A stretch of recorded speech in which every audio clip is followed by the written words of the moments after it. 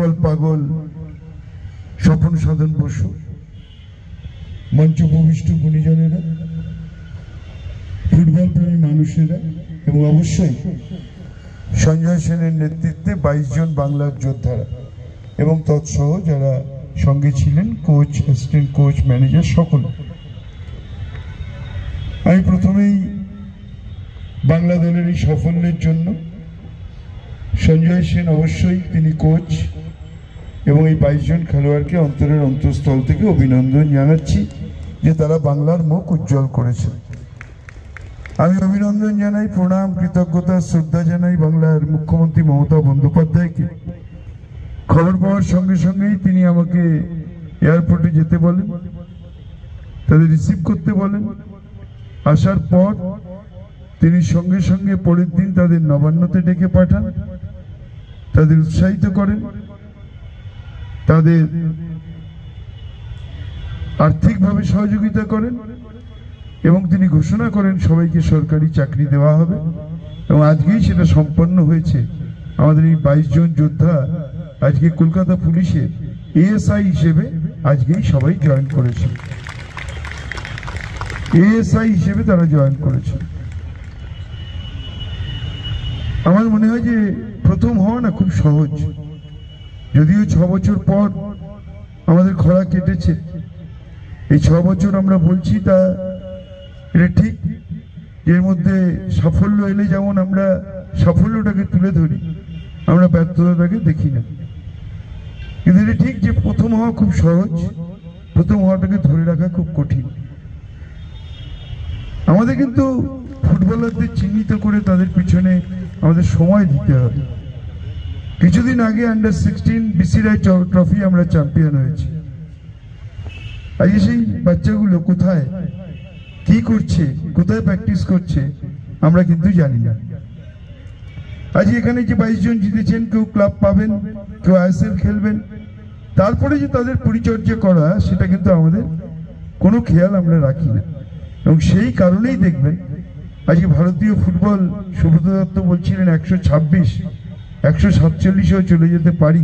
তার কারণ ভারতীয় দলে মাত্র একজন বাংলার ফুটবলার, তার নাম শুভাশিস বোস। যতদিন না ভারতীয় ফুটবলে অন্তত 7 জন রেগুলার বাংলার খেলোয়াড় থাকবে, ততদিন বাংলা কোনোদিনও ইন্ডিয়া ফুটবল এগোতে পারে না। আর তার পিছনেও কারণ আমরাই। এখানে আইএফএ সচিব আছেন, আমি সোজা কথা বলতে ভালোবাসি। আজকে কলকাতা লিগ যেখান থেকে প্লেয়ারগুলো উঠে আসে, এই টুটুদা বলছিলেন যে সিনজয় নিজের একা কৃতিত্বে 5ম ডিভিশন থেকে আজকে প্রিমিয়ার নিয়ে এসছে, আজকে ভবানীপুর 1, 2, 3-এর মধ্যে আছে। ঠিক লড়াই, সংগ্রাম, প্লেয়ার চয়ন, তাদের ঠিকভাবে দেখভাল করা, ভালো কোচ, ভালো ইনফ্রাস্ট্রাকচার করে তাদের আনতে হয়। আজকে বলুন তো, কলকাতা ফুটবল লিগ যেখানে খেলা হচ্ছে 11 জনের মধ্যে 7 জন বাইরের প্লেয়ার খেলবে, কোথা থেকে বাংলার ফুটবলের উন্নতি হবে? একবার চ্যাম্পিয়ন হয়েছে, আমরা অনেক কিছু বলছি, কোথা থেকে বাংলার ফুটবলের উন্নতি হবে যদি একটা টিমে 11 জনের মধ্যে 7 জন বাইরের খেলোয়াড় খেলে? আমি আজকের এখান থেকে আমি আইএফএ কে অনুরোধ করব, কলকাতা ফুটবল যেমন আপনারা বিদেশি বন্ধ করেছেন, কলকাতা ফুটবল শুধুমাত্র কলকাতা ফুটবল লিগ শুধুমাত্র বাংলার ছেলেরা খেলবে, শুধুমাত্র বাংলার ছেলেরা খেলবে। আমাদের সরকার, আমাদের মুখ্যমন্ত্রী কোনো কিছু তো অভাব রাখছেন না। 40 কোটি টাকার বাজেটের একটা দপ্তর ছিল, আজকে 800 কোটি টাকার দপ্তর। আজকে বলুন কোন স্পোর্টস পার্সোনাল, কোন অর্গানাইজেশন কখন কিছু বলেছেন আমাদের সরকার না করেছে? কোন সরকার শুনেছেন যে আন্ডার 15, আন্ডার 17, আন্ডার 18 তারা টুর্নামেন্ট করছে? 60 লক্ষ টাকা আমরা আইএফএ কে দিয়েছি যে যৌথভাবে জেলায় জেলায় খেলোয়াড় তুলে আনুন, তাদের পরিচর্যা করুন, কন্যাশ্রী কাপ করুন। সরকার আপনার পাশে আছে, মেয়েদের ফুটবলকে আরো এগিয়ে আনুন। সরকার তো ফুটবল মাঠে গিয়ে খেলবে না, সরকার তো ফুটবলার খুঁজে আনবে না, সেটাও সরকার করছে, সেটাও আমাদের সরকার, আমাদের মমতা বন্দ্যোপাধ্যায়ের সরকার করছে। আজ গর্বের সঙ্গে বলতে পারি আমাদের 8টা একাডেমি, আমাদের খড়দায় ফুটবল একাডেমি, আজ এখানে আইএফএ সচিব আছেন, আন্ডার 13, আন্ডার 15, আন্ডার 17 আজ বাংলা যে দল খেলছে তার 60% প্লেয়ার আমাদের খর্দা বেঙ্গল ফুটবল একাডেমি থেকে যাচ্ছে। ফলে আমাদের যদি ফুটবলে উন্নতি করতে হয়, বাংলাকে এগিয়ে নিয়ে যেতে হয়, বাংলার ছেলেদের খুঁজে আনতে হবে। আর একটা সুব্রত ভট্টাচার্য, আর একটা মনোরঞ্জন ভট্টাচার্য, আর একটা শিশির বোস, আর একটা প্রশান্ত ব্যানার্জি, আর একটা কিষাণু দে, একটা বিকাশ পাজি, একটা অতনু ভট্টাচার্য আমাদের খুঁজে বার করতে হবে। আছে প্রতিভা, গ্রামগঞ্জে ছড়িয়ে রয়েছে, শুধু জহুরির চোখ চাই। আগেকার দিনের কোচেরা ঘুরতেন গ্রামে গ্রামে, জেলার টুর্নামেন্টে সেখান থেকে তুলে আনতেন, পরিচর্যা করতেন, ওই ছোট্ট গাছটাকে জল সার দিয়ে ময়ূরী হয়ে পরিণত করতেন। সেটা কিন্তু আজকে আমাদের নেই। পাগল দরকার, ফুটবল পাগল যতদিন না হবে ততদিন বাংলা ফুটবল এগোবে না, আর বাংলার ফুটবল যতদিন না এগোবে ভারতীয় ফুটবল কোনোদিনও এগোতে পারে না। ফলে আমি বলবো, চ্যাম্পিয়ন হলে খুব ভালো লাগে, সবাই আজকে আমরা ওদের সম্বর্ধিত করছি। সুব্রত দত্ত ঠিকই বলেছেন, যাতে মাথা না ঘুরে যায়। মাথা ঘুরে গেলেই মুশকিল, কারণ এটা সামান্য একটা পথ। মাধ্যমিক পাস করেছ, এখনো উচ্চ মাধ্যমিক, গ্রাজুয়েশন, অনেক কিছু ইউনিভার্সিটি আছে। এইটুকুতেই যদি মনে করো অনেক কিছু করেছি, তাহলে জীবনে এখানেই শুরু, এখানেই শেষ। তোমাদের ভাবতে হবে শুধু মাধ্যমিকটা ভালো মতো পাস করেছি, ফার্স্ট ডিভিশনে পাস করেছি, অনেক দূর যেতে হবে, আইএসএল খেলতে হবে। কেন আইএসএল আজকে আমাদের বাংলার ছেলেরা থাকবে না? সেদিকে তোমাদের সবাইকে সেইভাবে তৈরি করতে হবে, এবং এখানে আইএফএ কেও দায়িত্ব নিতে হবে। আইএফএ কে দায়িত্ব নিয়ে যে সমস্ত প্লেয়াররা ভালো খেলছেন, আমরা তো বলেছি আমরা সরকার থেকে করুন। আমি প্রত্যেক টুর্নামেন্টের পরে আমি নাম চাই, ফোন নাম্বার চাই, অ্যাড্রেস চাই, যে প্লেয়ারগুলোর নাম্বার দিন আমাকে, আমরা তাদের এনে স্পেশাল মাঝে মধ্যে ক্যাম্প করাবো। এই যে আন্ডার 16 যেটা চ্যাম্পিয়ন হলো, একে যদি মাসে একটা দিন ডেকে আমরা একটা দুটো ট্রায়াল করি। আজকে যদি সঞ্জয় সেন আছেন এখানে, সুব্রত ভট্টাচার্য আছেন, তাদের আন্ডারে 7 দিনের একটা কোচিং ক্যাম্প করাই, তাহলেও তো তাদের কিছুটা উন্নতি হয়। তারা ভাবে যে আমাদের সব কেউ খোঁজ রাখছে, খবর রাখছে। চ্যাম্পিয়ন হয়ে গেল, তারপরে সবাই হারিয়ে গেল, তাহলে কিন্তু আগামী বছর হবে না। আগামী বছর, তারপরের বছর, তারপরের বছর, তারপরের বছর যদি চ্যাম্পিয়ন হতে হয়, প্লেয়ারদের যত্ন করতে হবে, খুঁজে নতুন প্রতিভা আনতে হবে। সবাই ভালো থাকবেন, নমস্কার, ধন্যবাদ। এই টিমটা যখন প্রথম থেকে খেলা শুরু হয়েছিল, আমার মনে হয়েছিল এই টিমটা কিছু করে দেখাবে, এবং আমার মনে হয় যখন সঞ্জয় দা কোচ হওয়ার পরে টিমটা তৈরি করলো, আমার যেটা প্রথমে ভালো লেগেছিল যে এই টিমটাকে সঞ্জয় দা একসাথে বেঁধে ফেলেছিল, একটা ফ্যামিলি বানিয়ে ফেলেছিল। আমার মনে হয় এই কৃতিত্বটা শুধু প্লেয়ারদের নয়, কোচেরও। এই কোচ ছাড়া এই ট্রফি জেতা বোধহয় সম্ভব হতো না। ভালো প্লেয়ার অনেকেই অনেকবার সন্তোষ ট্রফিতে খেলেছে, কখনো ভালো রেজাল্ট হয়েছে, কখনো হয়নি। 6 বছর ধরে বাংলা সন্তোষ ট্রফি পায়নি।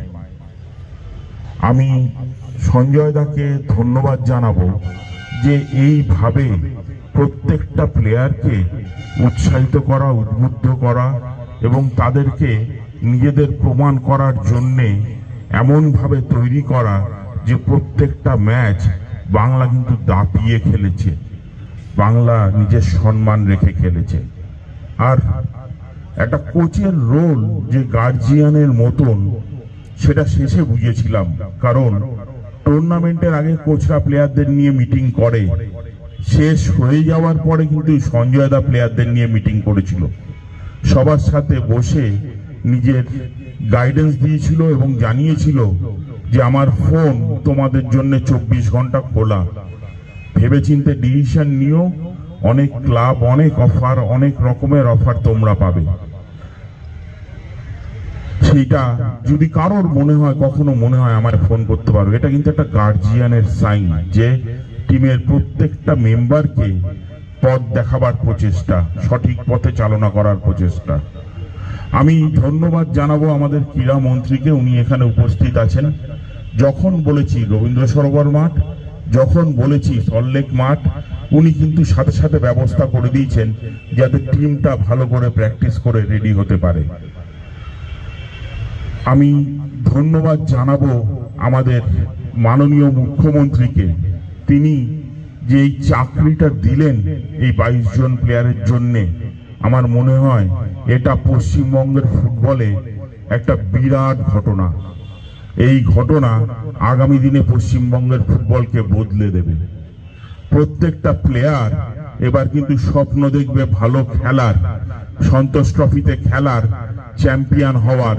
কারণ তারাও জানবে যে চ্যাম্পিয়ন হলে চাকরি পাওয়া যায়, চ্যাম্পিয়ন হলে সমাজের স্বীকৃতি পাওয়া যায়। আর সন্তোষ ট্রফির টিম এরপর থেকে এরম ভাবেই এগিয়ে যাবে। বাংলার ফুটবলের একটা নতুন অধ্যায় শুরু হলো আমাদের এই প্লেয়ার এবং আমাদের কোচ সঞ্জয় সেনের হাত ধরে। আমি ধন্যবাদ জানাবো সঞ্জয় সেনকে, এবং আমি দৃঢ় বিশ্বাসী যে আগামী বছর এবং তার পরের বছরগুলো সন্তোষ ট্রফি বাংলাতেই আসবে যদি সঠিকভাবে টিম করা যায়। এই টিমের কারেন্ট টিমের 4 জন প্লেয়ার ভবানীপুর টিম থেকে গেছে, এবং সেটা শুধু নয়, এই টিমের ক্যাপ্টেন লাস্ট ইয়ার ভবানীপুর টিমে ছিল এবং লাস্ট 2 বছর মিলিয়ে 9 জন প্লেয়ার ভবানীপুর খেলে গেছেন। 22, 23, 23, 24 আর এবছর মিলিয়ে 9 জন প্লেয়ার যারা এই টিমে ছিল তারা ভবানীপুর ক্লাবে খেলে গেছে। এবং আমি মনে করি যারা গত বছর মানে বাংলার একটা খারাপ পারফরমেন্স হতেই পারে, সেটার জন্য যারা ভবানীপুর ক্লাবকে কাঠগড়ায় দাঁড় করাবার চেষ্টা করেছিল, এটা তাদের মুখেও একটা জবাব। কারণ বাংলার ফুটবল কারোর ইচ্ছেতে থেমে থাকবে না বা থামানো যায় না, বাংলার ফুটবল এগিয়েই যাবে। যাই হোক, আজকের এই সংবর্ধনা সভায় যে অরূপ বিশ্বাস মাননীয় ক্রীড়ামন্ত্রী, আমাদের সবার প্রিয় অরূপদা যে টাইম করে আসতে পেরেছেন, এবং আমার সামনে আইএফএ সকল পদাধিকারী যারা আছেন তাদের সকলকে অভিনন্দন। এখানে স্টপার কোথায় দাঁড়ায়? এই বাবু, স্টপার কোথায় দাঁড়ায়? সেখানে দাঁড়া। স্ট্রাইকার ডিফেন্ডারকে দিচ্ছে কুনাল বক্স। বাহ বাহ বাহ বাহ বাহ, এক্সেলেন্ট। গোলকিপার কে?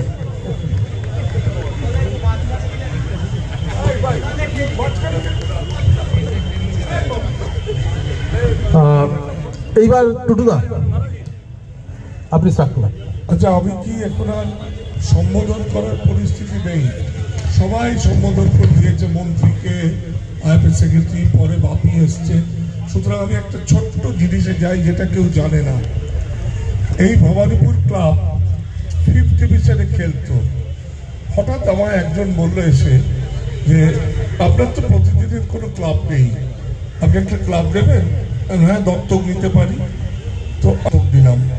আমার মনে আছে সারা রাত গাড়ি থেকে বসে মশার কামড় খেয়ে, এখানে একটা ক্যান্টিন ছিল।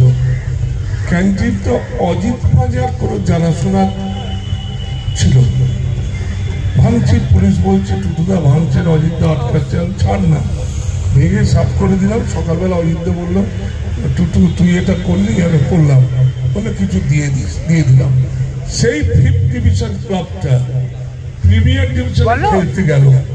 খেলার সময় আমি টুপ্পাইকে বললাম, টুপ্পাই দেখ, তুই নিজের কৃতিত্বে এটাকে প্রিমিয়ার লিগে তুলেছিস, কিন্তু মোহনবাগানের সঙ্গে যদি খেলা হয় আমি কিন্তু মোহনবাগানের দিকে সাপোর্ট দেবো।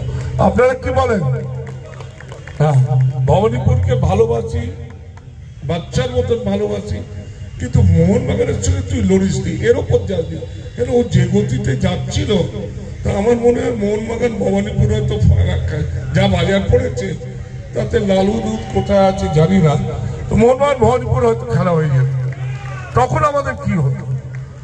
যাই হোক, তখন বেচারি কি করলো, ক্রিকেটে মাথা দিয়ে গত বছরে ও করলো কি, ত্রিমুকুট পেয়ে গেল। আরে ভাই, তুই কি করছিস? যাতে হাত দিচ্ছিস, তাতে ছোটা বলাচ্ছিস। তাহলে আমি কার ব্যাটা? আমি টুটু বসে ব্যাটা। আরেকটা ছোট্ট কথা বলে নি, মন্ত্রী মশাই যখন আছে, আজ আমি শপথ করছি যে ভবানীপুর ক্লাব জুনিয়র একাডেমি শুরু করবে, এবং শুরু করবো আমি একক প্রচেষ্টায়, তারপরে অরূপের হাত ধরে নেব। ঠিক আছে? এই শপথটা কিন্তু সঞ্জয় বস আপনাকে 1 মিনিট ডাকছি, আপনি এখানে আসুন, আমি আপনার বাপ, मैं तेरा बाप हूं रे।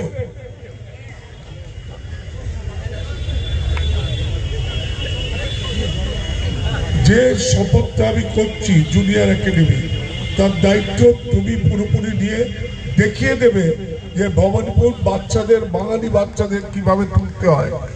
আমরা দুর্গাপুরে পারিনি, কিন্তু এটা ভবানীপুর একক প্রচেষ্টায় আমি করতে পারবো। অরূপ পাদল লাগছে, তার মানে সম্মতি, মৌনম সম্মতি লক্ষ্য। ঠিক আছে, ধন্যবাদ। আর কোনো কথা বলবো? এই দুলাল, তোর মাইক তুই নে বাবা। ফুটবল তবে গান গাইবে, ও সর্বঘটে ক্যাটালি গলা। দেখো তুমি কুণালদার গানের স্টক খুব কম, সীমিত 3টে গানই যা শুনছি রেগুলার 1 শুনছি। সুতরাং আমরা গান যখন হচ্ছে, অনেকে জানেন না, গান যখন হচ্ছে, কুণাল ঘোষ, ভাইস প্রেসিডেন্ট মনমান ক্লাব। টুটুদা 1 সেকেন্ড, যদি গান গানি এত হয় আপনিও শুনতে চান, অনিন্দদা চলে আসো তো। অনিন্দদা, চন্দ্রেন্দ্র, অনিন্দদা চলে আসো। অনিন্দদা ওই ওপেন টিভি আইসকমের ফুটবলের গানটা গাও না গো, বন্ধু চল।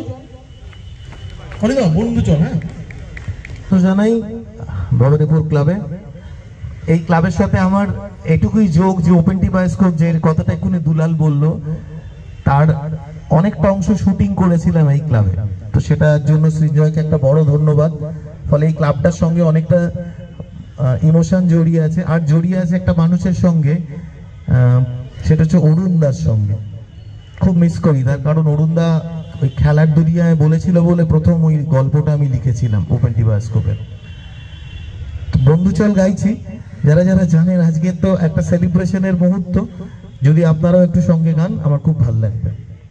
মাননীয় মন্ত্রী এবং সকলে যারা যারা রয়েছে নমস্কার জানিয়ে আমি গানটা গাইছি।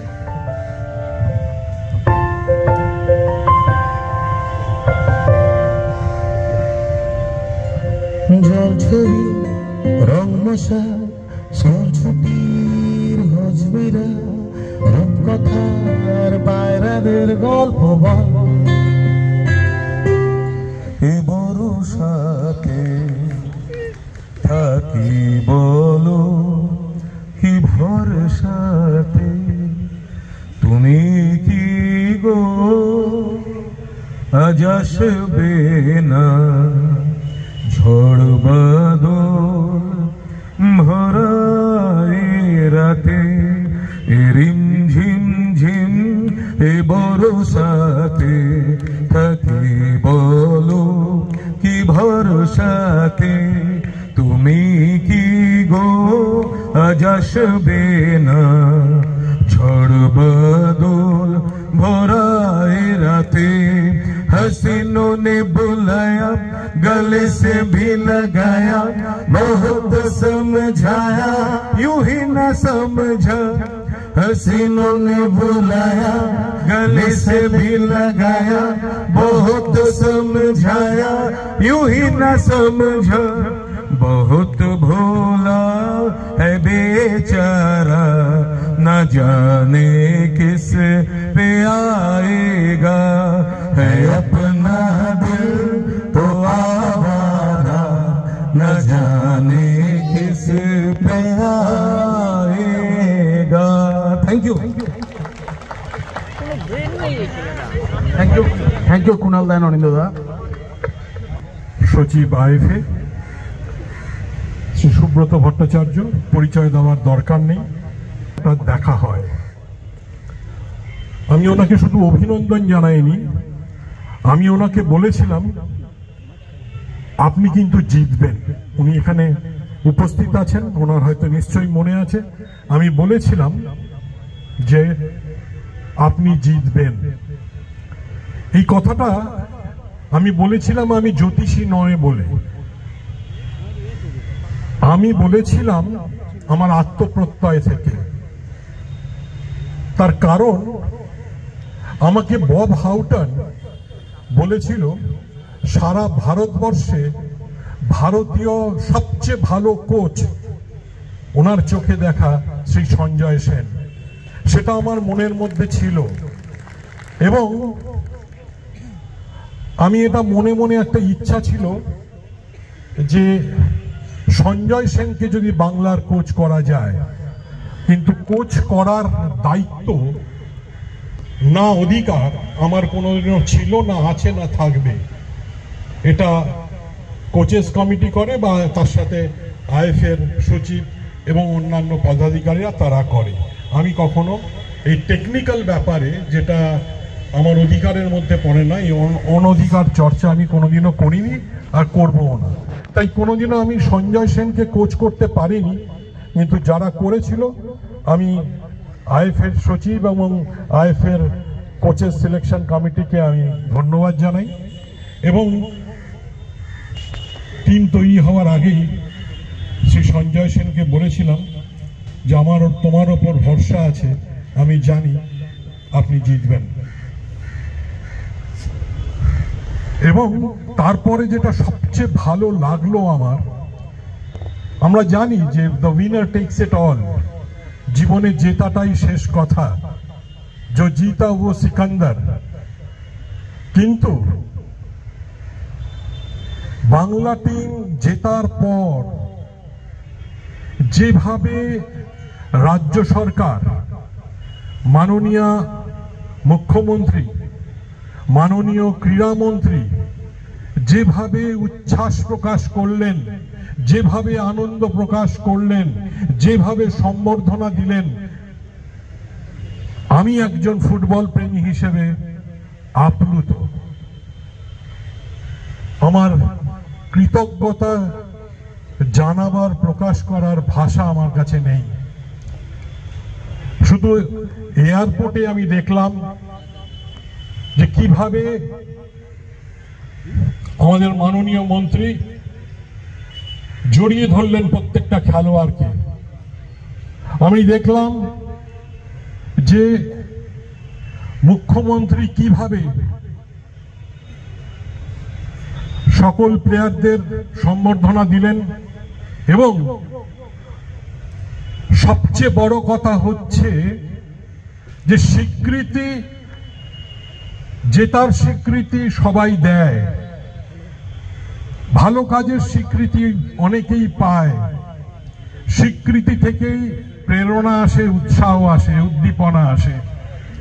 কিন্তু এই রাজ্য সরকার, মাননীয় মুখ্যমন্ত্রী এবং অবশ্যই আমাদের ক্রীড়ামন্ত্রীর উদ্যোগে এই প্রত্যেকটা খেলোয়াড় চাকরি পেল।